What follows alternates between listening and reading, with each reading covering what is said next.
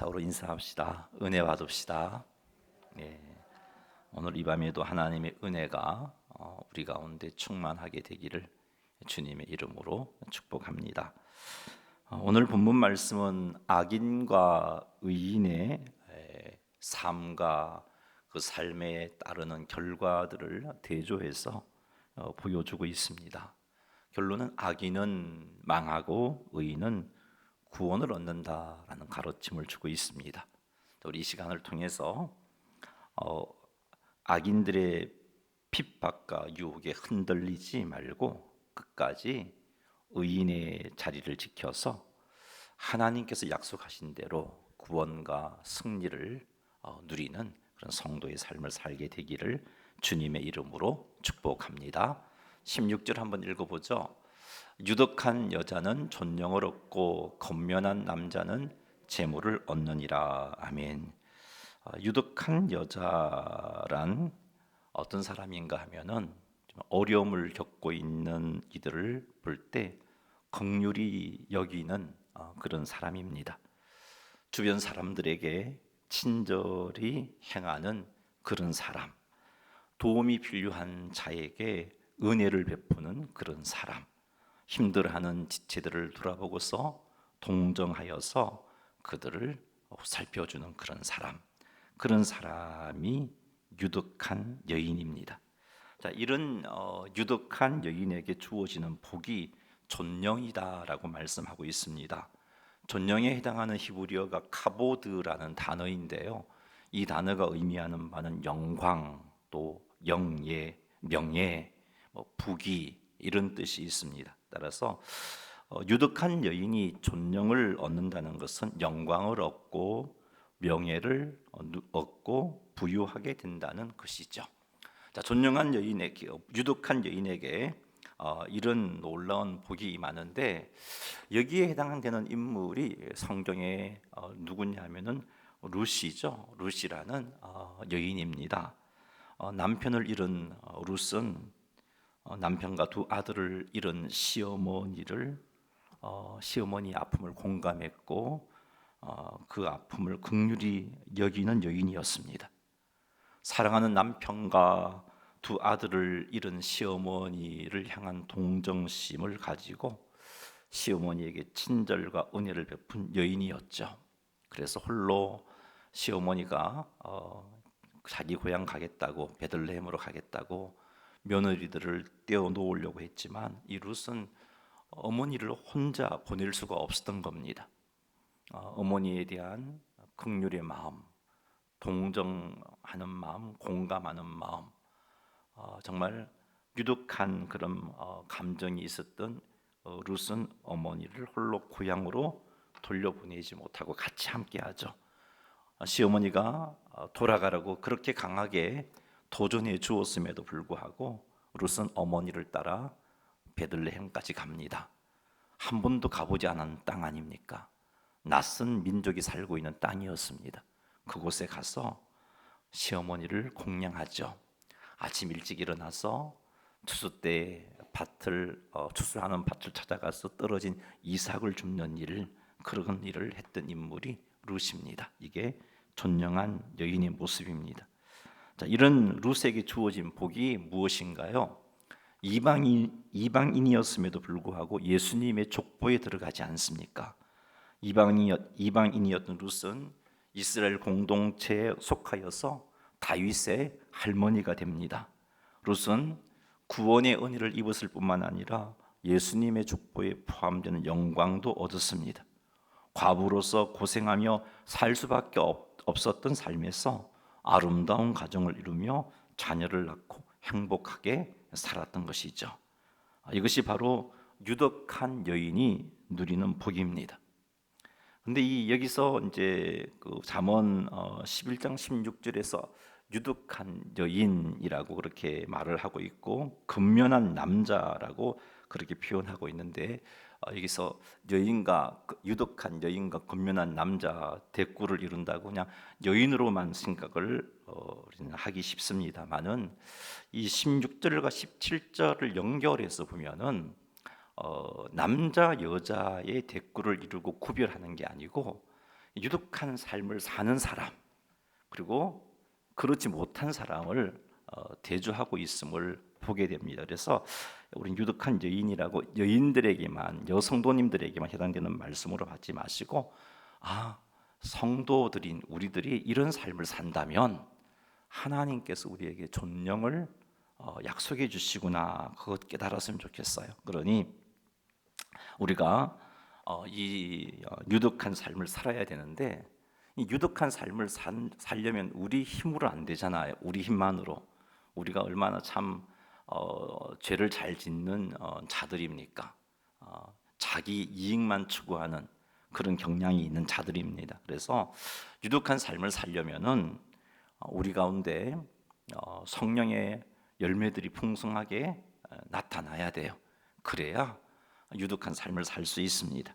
성령 충만하여 성령님의 9가지 열매들이 우리 가운데 풍성하게 나타날 때 유독한 삶을 살게 되고, 그래서 어려움 당하는 자들을 긍휼히 여기게 되고, 또 그들을 공감하고 동정하고 친절을 베풀고 은혜를 베풀게 되는 것입니다. 우리 모두가 정말 성령 충만하여 성령님의 9가지 열매가 우리의 삶 속에서 풍성해서 유독한 삶을 살아가는 우리 모두가 되시고, 나아가 하나님께서 주시는 카보드, 존령을 누리는, 그래서 영광도 누리고 명예도 얻고 부도 누리는 그런 성도님들이 다 되시기를 주님의 이름으로 축원합니다.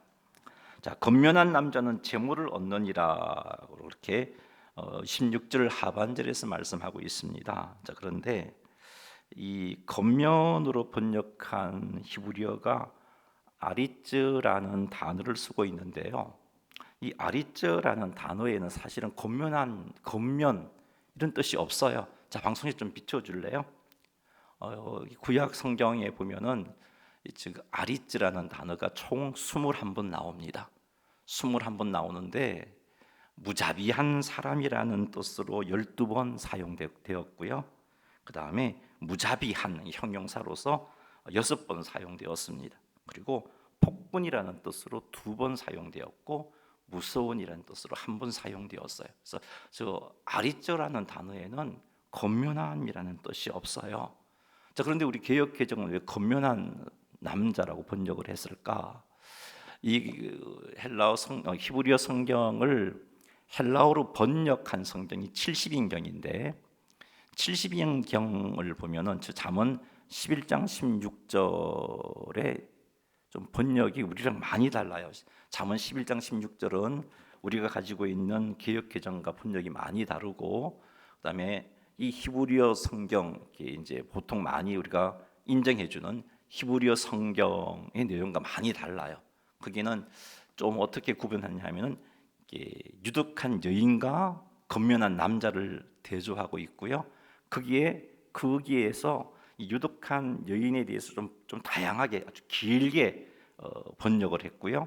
근데 건면한 남자에 대해서 짤막하게 이제 뭐 여기 표현처럼 건면한 남자는 뭐 재물을 얻는다라고 말했는데, 거기에서 그 70인경에서 건면한 이 아리트라는 단어를 헬라어로 번역하면서 건면한으로 번역한 경우가 나와요. 그래서 우리 개역개정도 이렇게 그것의 영향을 받아서 건면한 남자라고 번역을 했는데, 근데 이 아리자라는 단어에는 건면함이라는 뜻이 없어요. 그래서 이 말 그대로 번역해 본다면 좀 무자비한 사람, 강폭한 사람, 강포한 사람으로 번역해 볼 수 있어요. 그래서 오늘 개역 개정의 번역보다는 원어 성경을 따라서 건면한 남자는 재물을 얻느니라를 무자비한 사람, 강포한 사람은 재물을 얻느니라라는 말씀으로 이렇게 보시면은 16절과 17절이 짝짝이 맞아 들어가요. 자, 무자비한 사람, 즉 강포한 사람은 어떤 사람이냐? 타인의 권리와 존엄을 무시하고서 자신의 이익을 위해서 폭력을 행사하는 사람입니다. 이렇게 함으로 재물을 모으는 사람이에요. 자, 그래서 이렇게 남의 것을 좀 빼앗고 자기 힘으로 하면은 뭐 다른 사람보다 재물을 쉽게 모을 수는 있겠죠. 그러나 그 부가 영원하지 않습니다. 뿐만 아니라 이렇게 부를 얻었다 할지라도 이 사람은 결코 존령을 얻지 못합니다. 영광을 얻을 수 없고 명예도 얻을 수가 없습니다. 자, 이 부분에 대해서 17절이 설명해 주고 있는데 17절 한번 읽어보겠습니다. 인자한 자는 자기의 영혼을 이롭게 하고 잔인한 자는 자기의 몸을 해롭게 하느니라. 아멘. 이 유독한 여인은 인자한 자에 이제 해당되고요. 그 다음에 난폭한 자, 강포한 자, 무자비한 남자는 여기에 잔인한 자에 해당돼요. 여러분 성경을 보시면 그래서 인자한 자, 즉 우리 16절의 표현을 빌려본다면은 유독한 자는 자기의 영혼을 이롭게 하고 잔인한 자, 즉 무자비한 자, 그래서 재물을 얻는 그 자는 자기의 몸을 해롭게 한다. 이렇게 연결시켜 보면은 그 건면한 남자라는 번역보다는 원어 성경이 가지고 있는 그 원어 그대로 무자비한 남자, 강포한 남자, 강포한 사람. 다시 한번 정리해 본다면 유독한 여인이라고 보지 말고 그냥 유독한 사람. 그 다음에 무자비한 남자라고 보지 말고 무자비한 사람, 이렇게 이해를 하시면 좋겠어요. 17절 표현처럼 인자한 자는 자기의 영혼을 이롭게 합니다. 그래서 영과 육의 유익함이 따라요. 여기서 인자는 앞에서 말했던 유독한 여인, 유독한 사람을 의미한다고 제가 말씀드렸습니다. 어려움을 겪고 있는 자들에게 긍휼을 베풀고 주변 사람들에게 친절을 베풀고 도움이 필요한 자에게 은혜를 베풀고 힘들어하는 자에게 동정심을 가지고 도와주는 것, 그것이 인자한 사람이고 유독한 사람입니다. 이런 자의 영혼이 이롭게 된다. 그 영혼까지 복을 받는다는 거죠. 존령뿐만 아니라 16절에는 존령, 재물과 명예와 어떤 영광을 받는 그런 존령뿐만 아니라 그 영혼까지 잘 되어지는 복이 임한다는 거죠. 하나님의 은혜로 그 영혼이 잘 되어지는 복을 누립니다. 하지만 잔인한 자는 자기 몸을 해롭게 한다라고 말씀하고 있습니다. 잔인한 자는 16절에서는 무자비한 사람, 강포한 사람으로 나오고 있죠. 그래서 그 강포함으로 재물을 얻을 수는 있겠지만 결국엔 이런 사람은 자기의 몸을 해롭게 합니다. 자기의 몸을 해롭게 한다는 것은 결국은 실패자가 되고 낭패를 당하게 된다는 것입니다. 그래서 그 모든 수고가 헛된 수고가 된다라고 말씀하고 있는 겁니다. 마게도냐의 왕이자 위대한 정복자 알렉산더 대왕을 우리는 알고 있습니다. 그는 20대에 아시아와 아프리카의 거의 모든 지역을 정복을 했습니다. 그는 자신의 영광을 위해서 수많은 전쟁을 일으켰고 자신의 영광을 위해서 수많은 사람들의 목숨과 행복을 앗아갔습니다. 그는 자신의 친구들과 자신의 부하 장군을 의심하기도 했고 그래서 살해하기도 했습니다. 이렇게 함으로 인해서 위대한 제국을 건설했고 영광을 누렸습니다. 하지만 성경의 표현처럼 무자비함으로 영광을 누렸지만 그는 32세의 젊은 나이에 열병에 걸려서 죽게 됩니다. 그가 죽음으로 그가 건설했던 제국도 분열되고 말지 않습니까? 영원하지 못했어요. 사랑하는 성도 여러분, 힘으로 무자비함으로 부귀와 영화를 손에 쥘 수는 있습니다. 그러나 그것으로는 결코 영원한 행복을 누릴 수 없습니다. 영원하고 참된 행복은 유덕함으로 누릴 수 있습니다. 인자함으로 누릴 수 있습니다. 이런 자에게 하나님께서 복을 주시죠. 존령을 주십니다. 영광과 명예와 부귀를 주십니다. 그러니 무자비함으로 재물을 모으지 말고 주변 사람들에게 유덕함으로 은혜를 베풀고 사랑을 베풀고 긍휼을 베푸시기 바랍니다. 이를 위해서 성령 충만함을 유지하시고 그리하여 성령의 9가지 열매들이 우리의 삶 속에서 풍성히 맺힘으로 인하여 유덕한 삶을 살아가는 인자한 자가 되시는, 여기 인자라는 것은 헤세드를 의미합니다. 자비를 베푸는 그런 사람이 되시는 성도님들이 다 되시기를 주님의 이름으로 축원합니다. 자, 18절과 19절 같이 한번 읽어야 되겠는데 같이 한번 읽어보죠. 악인의 삭은 허무하되 공의를 뿌린 자의 상은 확실하니라. 공의를 굳게 지키는 자는 생명에 이르고 악을 따르는 자는 사망에 이르느니라. 아멘. 16절과 17절도 우리가 살펴보니까 악인과 의인에 관한 이야기였어요. 그죠?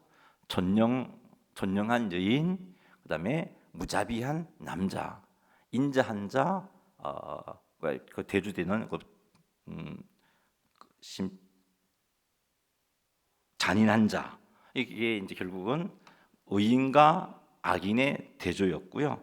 우리가 방금 읽은 이 17절과 18절도 18절과 19절도 악인과 의인에 대한 내용입니다. 자, 악인의 삭은 허무하다라고 말합니다. 여기서 악인의 삭이 의미하는 것은 악인들이 수단과 방법을 가리지 않고 악을 행함으로 가지게 된 그 부영화, 승리 이런 것들을 의미합니다. 그리고 하다에서 허무에 해당하는 세케르라는 단어는요, 거짓말, 속임수, 무가치 이런 의미가 있어요. 그래서 악인의 삭시 허무하다는 것은 수단과 방법을 가리지 않고 획득한 부와 영화와 승리는 거짓된 것이고 속이는 것이고 무가치한 것이다라는 의미입니다.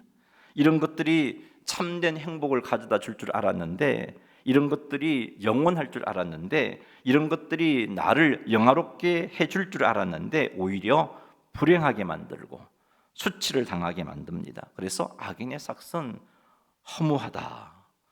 그리고 또 뒤쪽에 악을 따르는 자는 19절에서 사망에 이른다라고 그렇게 말씀하고 있습니다.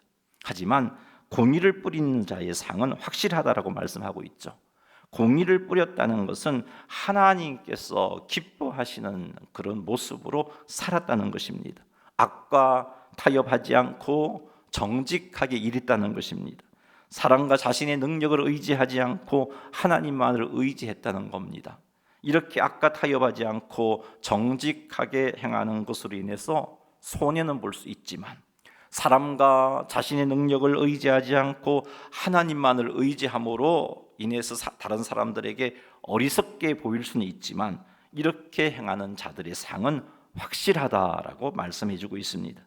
공의를 행하는 자들에게 주어지는 상이란 부와 영화와 승리와 구원을 의미하는데, 이런 것이 확실하다는 것은 틀림없이 누리게 된다는 의미이기도 하고요, 이것을 지속하여 누리게 된다는 의미입니다.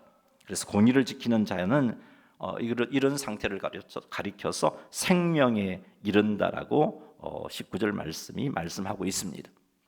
자, 아수르는 아주 강력한 제국을 만들었습니다. 악을 행함으로 강력한 나라를 만들었어요. 거짓말과 속임수와 폭력을 행사해서 주변 나라를 정복했습니다. 잔인하게 그렇게 정복을 했습니다. 이스라엘과 유다를 포함한 여러 나라를 정복하며 그들을 학대하고 그들로 하여금 우상을 숭배하게 만들었습니다. 이들은 하나님의 뜻과 법을 어기고 자신의 힘과 재물을, 군사력을 의지했습니다. 이렇게 획득한 그 나라의 부흥은 결코 영원할 수가 없었습니다. 이렇게 악을 행함으로 아수르가 많은 나라를 정복했고 많은 땅을 가지게 되었고, 정복한 나라들로부터 재물과 보물을 빼앗음으로 그들의 곳간이 가득 찼지만, 결국은 악인의 삭시 무가치하다는 말씀처럼, 그것이 거짓되고 속이다는 말씀처럼 그렇게 강력한 나라가 영원할 줄 알았는데 한순간에 망해버리지 않습니까? 바벨론 신흥 바벨론 제국이 일어나서 이들을 쳐서 이들이 망하게 되는데, 이것이 하나님의 심판의 결과입니다. 하나님은 바벨론을 통해서 악인의 삭시 허무하도록 그렇게 만드셨던 것입니다. 다 주변 나라들이 이 바벨론이 멸망할 때 오히려 안타깝게 여기는 것이 아니라 손뼉치며 즐거워했습니다. 얼마나 잔인하게 그 사람들을 힘들게 했으면은 오히려 그들의 망함을 기뻐했을 정도라고 표현하고 있는 겁니다. 자, 이것이 악인의 삭시 허무함을 잘 보여주고 있는 것입니다. 사랑하는 성도 여러분, 그러니 우리는 악인의 삭을 추구할 게 아니라 손쉽게 얻고 손쉽게 누릴 수 있다고 하나님께서 기뻐하지 않는 방법으로 살아갈 것이 아니라 하나님께서 기뻐하시는 삶을 살아야겠습니다. 왜요? 악인의 삭은 허무한 거니까요. 아까 타협하지 말고 정직하게 살아가야 되겠습니다. 사람과 자신의 능력을 의지하느라 하나님 의지하지 않는 어리석은 자가 되지 말고 철저하게 하나님을 의지하는 자가 되어야 하겠습니다. 이렇게 사는 것이 공의를 뿌리는 거고 공의를 지키는 삶이라고 합니다. 이렇게 살아갈 때 하나님께서 반드시 상을 주시는데 그 상은 영원한 것입니다. 그 상은 참으로 우리를 행복하게 합니다. 그 상은 우리를 속이지 않습니다. 그 상은 우리로 하여금 한순간 누리다가 사라져버리는 그런 것이 아닙니다. 그리고 마침내 그 상은 우리를 생명에 이르게 해줍니다. 그러니 사랑하는 성도 여러분, 악인이 형통한 것을 보고 흔들리지 마세요. 부러워하지도 마시고 왜 악인들이 이렇게 형통할까? 속상해하지도 마세요. 악인들의 형통함 결코 영원할 수가 없습니다. 하나님께서 반드시 심판하시고 오늘 말씀처럼 허무한 것이 될 수밖에 없습니다. 사랑하는 성도 여러분, 그러니 철저하게 하나님만 의지하시고 하나님께서 기뻐하시는 삶을 사시고 그리하여 흔들리지 않는 확실한 상을 받고 생명에 이르게 되는 그런 은혜를 누리는 우리 모두가 되기를 주님의 이름으로 축원합니다.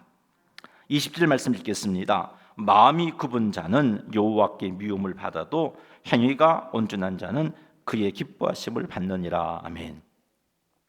마음이 굽은 자는 여호와께 미움을 받는다라고 말씀합니다.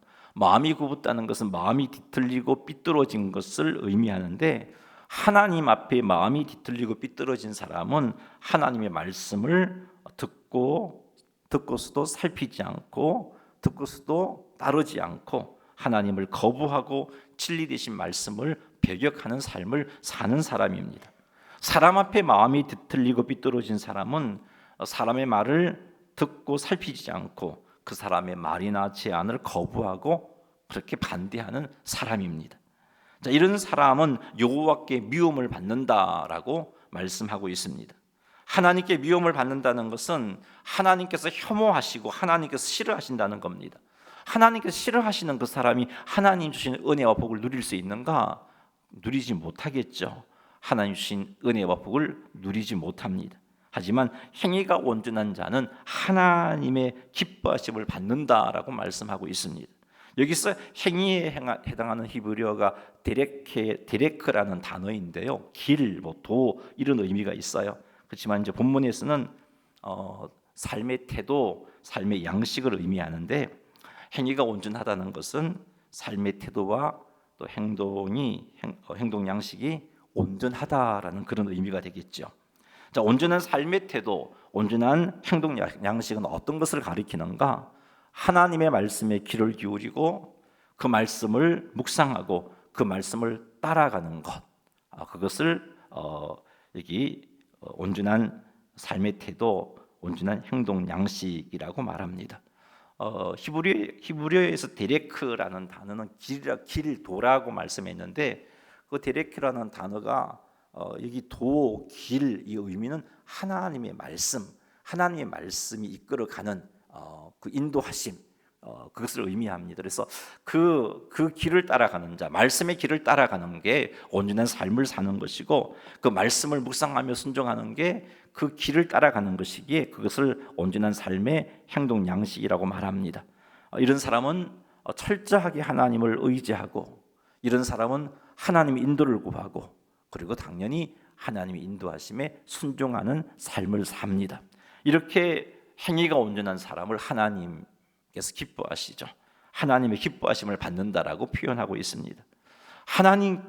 하나님의 기뻐하심을 받는다는 말은 하나님께서 기뻐하시는 자라는 의미겠죠. 이런 자는 하나님께서 주신 은혜와 복을 누리게 됩니다. 요셉이 바로 이런 사람이잖아요.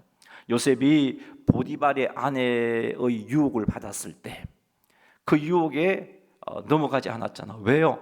하나님의 말씀이 그것을 금하고 있기 때문에, 하나님의 말씀이 그것을 금하고 있기 때문에 보디발의 아내가 유혹했을 때 그 유혹을 거절했을 때 불이익을 당할 수도 있음에도 불구하고 그 유혹을 뿌리치잖아요. 이것이 바로 데레크, 하나님의 말씀의 길을 따라가는 삶의 모습이고 이런 요셉에게 하나님께서는 형통함의 복을 허락하셨습니다.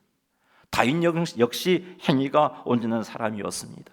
다윗은 철저하게 하나님을 의지했습니다. 하나님 인도를 구했어요. 여러분 나중에 사무엘서를 읽어보세요. 읽어보시면 다윗이 순간순간 하나님의 인도를 구하고 그 인도하심에 순종하는 삶을 살고 있음을 보게 될 것입니다. 이것이 행위가 온전한 모습입니다. 이런 삶을 살았던 다윗을 가리켜서 하나님께서 어떻게 평가를 내리시는가? 내 마음에 합한 자라고 말씀하고 있습니다. 그리고 하나님의 마음에 합한 자가 되어서 다윗은 하나님께서 주시는 은혜와 복을 온전히 누릴 수 있었던 것입니다. 사랑하는 성도 여러분, 그러니 마음이 굽은 자가 되지 마십시오. 하나님 앞에서도 마음이 굽은 자가 되어서 안 될 뿐만 아니라 사람들 앞에서도 마음이 뒤틀리고 삐뚤어진 자가 되어서 안 됩니다. 하나님이 미워하시는 거예요. 사랑하는 성도 여러분, 우리는 행위가 온전한 자가 되는 일에 힘을 써야 됩니다. 철저히 하나님의 말씀을 가까이 하고 말씀에 순종하고 하나님을 의지하고 하나님의 인도하심을 구하고 인도하심에 순종한 삶을 살아가야 되는 거죠. 그것이 행위가 온전한 자의 모습입니다. 이렇게 할 때 우리는 하나님께서 기뻐하시는 자가 되어지고 하나님께서 기뻐하시는 자가 되어서 하나님께서 주신 은혜와 복을 풍성하게 누리게 되는 것이죠. 사랑하는 성도 여러분, 마음이 굽은 자가 아니라 행위가 온전한 삶을 추구하시는 여러분 되시기를 주님의 이름으로 축원합니다. 우리 21절 말씀 읽어보겠습니다. 악인은 피차 손을 잡을지라도 벌을 면하지 못할 것이나 의인의 자손은 구원을 얻으리라. 아멘. 악인은 피차 손을 잡을지라도 벌을 면하지 못한다라고 말씀하고 있습니다. 피차 손을 잡는다는 것은 강하게 결탁하는 것을 의미하죠. 그렇게 악인들이 강하게 결탁해도 그들에게 벌이 있다는 겁니다. 벌을 면하지 못한다. 결국엔 벌을 받아 심판당한다는 것이죠.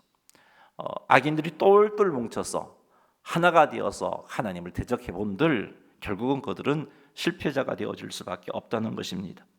악인들이 연합하면 그들이 강하여 그들의 불의를 마음껏 행하고 이 일로 의인들이 고통을 당하게 됩니다. 그러나 이 일로 겉으로 보기에는 우리가 쉽게 생각할 때는 이 일로 의인들이 망하게 될 것 같아요. 하지만 하나님의 말씀은 분명하게 말씀하십니다. 악인이 강하게 연합할지라도 결국엔 악인이 망한다라고 말씀합니다. 그들이 연합하여 불의를 마음껏 행하고 의인을 핍박한다 할지라도 망하게 되는 것은 의인이 아니라 악인이 망한다. 진리 되신 하나님의 말씀이 그렇게 말씀하고 있습니다. 그러니 사랑하는 성도 여러분, 악인들의 연합을 두려워하지 맙시다. 악인들이 연합하여 여러분을 핍박하고 여러분을 참 고통 가운데 몰아넣는다 할지라도 결코 그것 때문에 악인들과 타협하지 마십시오. 악인들을 거부함으로 손해를 당한다 할지라도 악인들의 연합의 손길을 거부하시기 바랍니다. 우리의 삶 속에서 악인들의 형통함을 보게 된다 할지라도 그 형통함을 부러워하지 마십시오. 악인들의 형통함으로 겪게 된 의인들의 고난으로 인하여서 절망하지도 낙심하지도 속상해하지도 마십시오. 어찌하여 부러워하지 말아야 하는가? 어찌하여 낭망하지도 절망하지도 속상해하지 말아야 하는가? 악인들이 아무리 연합해도 결국엔 악인들은 망할 것이기 때문에 그렇습니다. 이게 성경의 가르침이에요. 요한계시록을 보면 마지막 시대 때 세상이 하나로 똘똘 뭉쳐요. 그리고는 하나님을 대적합니다. 교회를 핍박하고요, 성도들을 핍박해요. 그러나 결국 어떻게 되죠? 교회가 잔멸되고 사라지는가? 아니잖아요. 오히려 예수 그리스도의 이름으로 세상이 심판을 당하여 망하게 됩니다. 결국은 악인들이 망해요. 그러니 사랑하는 성도 여러분, 삶의 현장 속에서 악이 형통하고 악인들이 잘 나가는 것을 볼 때 부러워하거나 낙심하지 마십시오. 대신 악인들이 결국엔 망하게 된다는 것을 명심하셔서 악인들과 타협하지도 연합하지도 마시기 바랍니다. 우리가 악인들의 연합을 두려워하지 않아도 되는 또 다른 이유는 의인의 자손은 구원을 받게 된다는 하나님의 약속 때문입니다. 오늘 21절 하반절에 그런 표현이 있죠. 의인의 자손은 구원을 얻는다라고 기록하고 있습니다. 여기서 의인의 자손은 의인의 후손이다라는 의미보다는 의인의 혈통에 속한 자를 의미합니다. 누가 의인의 혈통에 속한 자인가요? 예수 그리스도를 믿는 믿음을 소유한 자, 하나님의 자녀된 자, 이들이 의인의 자손들이고 그리고 이들에게 대한 하나님의 약속은 구원입니다. 의인의 자손은 구원을 얻습니다. 그러니 악인들의 연합을 두려워하지 마십시오. 예수님을 믿음으로 의인된 우리는 하나님께서 함께 하시는 자들입니다. 예수님을 믿음으로 의인된 우리는 구원받는다는 약속을 받은 자들입니다. 그러니 악인들의 연합을 두려워하지 마십시오. 예수님께서 재림하셔서 분명히 모든 악들이 똘똘 뭉친다 할지라도 예수님이 재림하실 때가 되면 이들은 결국은 멸망당하게 됩니다. 우리가 좀 살다 보면은 우리 때 이런 일이 생길는지 우리 자녀들의 때 이런 일이 생길는지 알 수는 없지만 혹 우리가 세상이 똘똘 뭉쳐서 성도와 교회를 핍박하는 시대를 만나게 된다면 여러분 오늘 이 말씀을 기억하시고 또 요한계시록이 주시는 그런 메시지를 기억하십시오. 악인들은 피차에 손을 잡을지라도 벌을 면하지 못할 것이지만 의인의 자손은 구원을 얻는다 하시는 이 약속, 이것이 잠언의 말씀뿐만이 아니라 또 계시록의 말씀이기도 하죠. 이 말씀을 꼭 기억해서 끝까지 믿음을 지켜서 의인의 자리를 지키시는 여러분 되시기를 주님의 이름으로 축복합니다. 말씀을 정리하겠습니다. 무자비함 난폭함으로 재물을 얻을 수 있을런지는 몰라도 이것에 결국은 망하는 길이에요. 하지만 유독한 삶은 존영을 얻고 우리의 영혼을 이롭게 하는 것입니다. 그러므로 우리는 성령 충만함을 유지해서 성령의 열매로 유독한 삶을 살아야겠습니다. 사람들을 긍휼히 여기고 은혜를 베풀고 공감하며 동정심을 가지고 친절을 베푸는 삶을 살아서 값옷, 부와 영광과 승리를 누리는 그런 자가 다 되시기를 주님의 이름으로 축복합니다. 악인의 삭은 허무하며 사망에 이르게 하지만 공의를 행하는 자의 상은 확실하며 생명에 이른다라고 하는 것을 살폈습니다. 그러니 우리는 철저히 공의를 행하는 삶을 사십시다.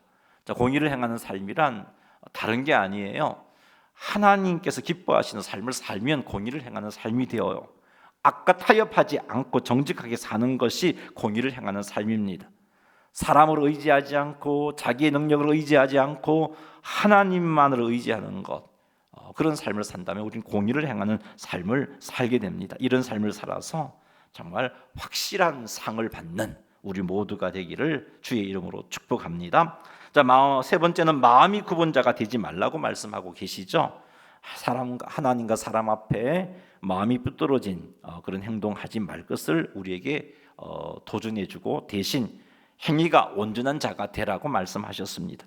그러기 위해서는 철저히 하나님의 말씀에 순종하고 철저히 하나님을 의지하고 하나님의 인도하심을 구하고 그 인도하심에 순종해야 하는 겁니다. 이렇게 해서 하나님께서 기뻐하시는 자가 되셔서 하나님 주시는 은혜와 복을 마음껏 받아 누리게 되시기를 바랍니다. 마지막으로 악인들이 연합해도 망하게 된다는 것, 그러나 의인의 자손은 구원을 얻는다는 것, 이건 명심해서 우리가 살다 보면 좀 악들이 성하고 또 악들이 잘 되어지는 것처럼 보이고 또 실질적으로 또 형통하게 사는 것을 보더라도 사랑하는 성도 여러분, 낙심하지 말고 또 그들로 인하여서 여러분들이 어려움을 겪는다 할지라도 절망하지 말고 이 약속을 붙잡고 믿음 잘 지켜서 구원의 은혜를 누리고 승리하게 되시기를 주님의 이름으로 축원합니다. 네. 교회 소식 전하겠습니다.